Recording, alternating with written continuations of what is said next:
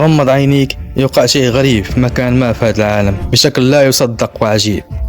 وفي هذا الفيديو جمعنا أفضل اللقطات، وهذه هي أنظر لحظة في مليار لحظة بديعة صورتها الكاميرا في الطبيعة. ما تمشي فين وخلي معك لايك وكومنتير زوين.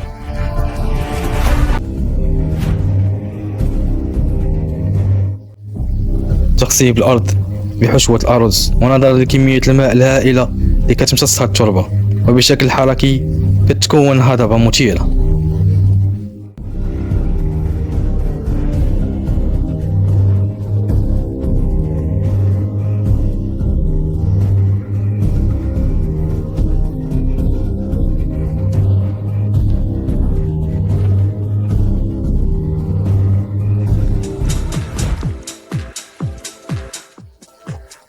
توهج دراماتيكي ناتج عن الكائنات الحية الصغيرة الموجودة في الماء.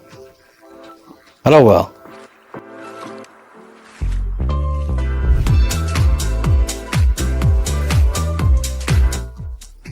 وممتعة أكثر مع سباحة الدلافين.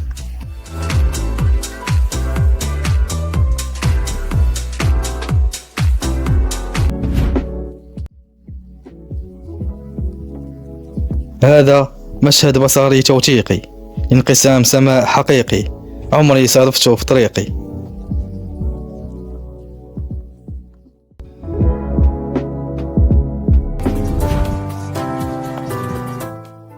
في الأرجنتين مزيج مجنون من السحب الرعدية عند غروب الشمس، تحفة فنية ولا في الأحلام.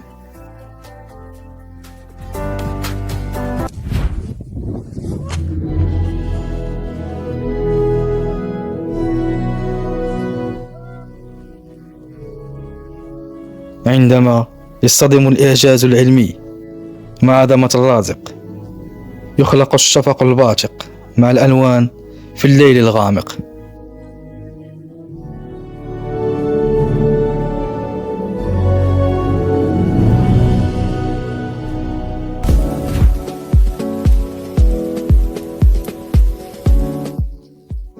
هنا في اندونيسيا ارض العجائب الناريه لوكوان، في بركان ايان لازم تحافظ على مسافه امان حيت فيه 10 اطنان ديال الكبريت وغازات البركان اللي بعد ما تسخن كتكون هذا اللون الازرق الفاتن.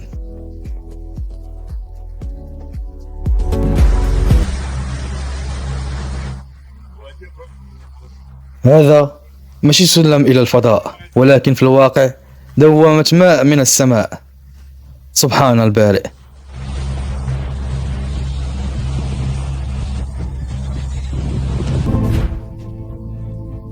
باب الجحيم أو حفرة النار مشتعلة منذ 50 عام بعد سقوط منصة حفر السوفياتية بالخطأ فوق كهف من الغاز الطبيعي في صحراء كاراكوم في تركمانستان.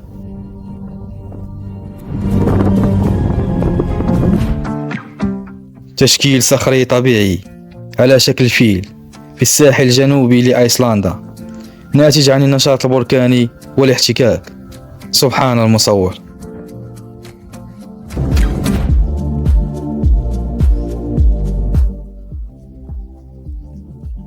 سبحان الله، كأن القمر عنده توأم.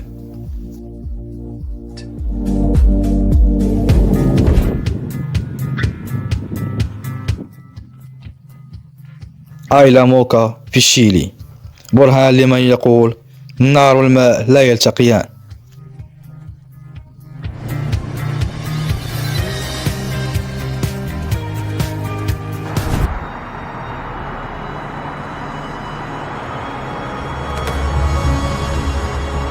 مسار كبير من الغاز يتخذ أشكال وألوان مختلفة اعتمادا على الظروف الجوية لمسار الصاروخ.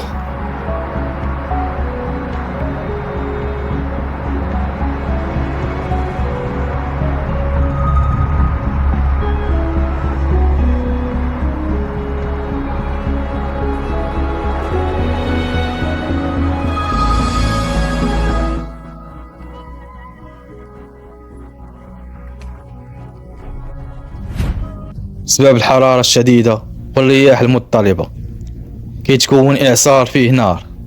سبحانك يا ستار.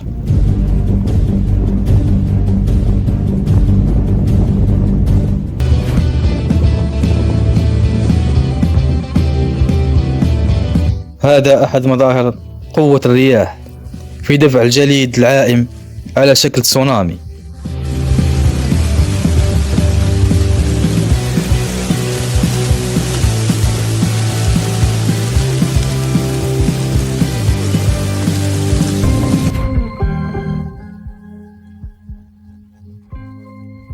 جبل آتنا، خروج غاز على شكل دوامة تشبه حلقات الدخان.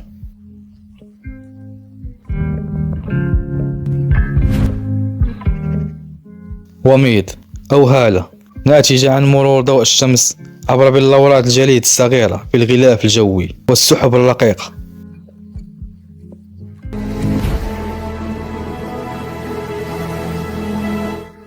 في أستراليا تظهر غيوم جميلة بسبب مرور كتل هوائية باردة فوق سطح دافئ.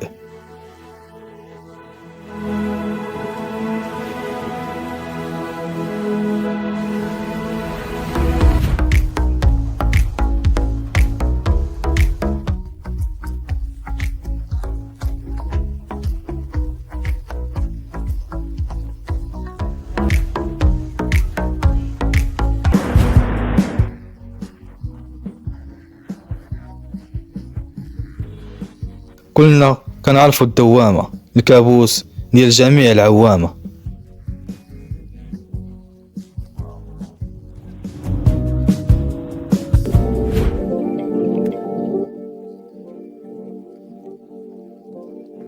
عندما تتزين الزهور عن طريق دفع بلورات الجليد عبر الجذور كنتمتعوا بجمالية المنظر.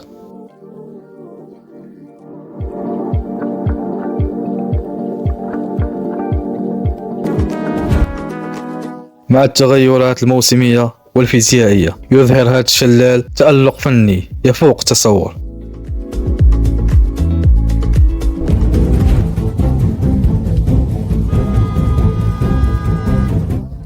في سباق مع الزمن، سائقان محظوظان يهربان من خطر فيضان النهر في الصين.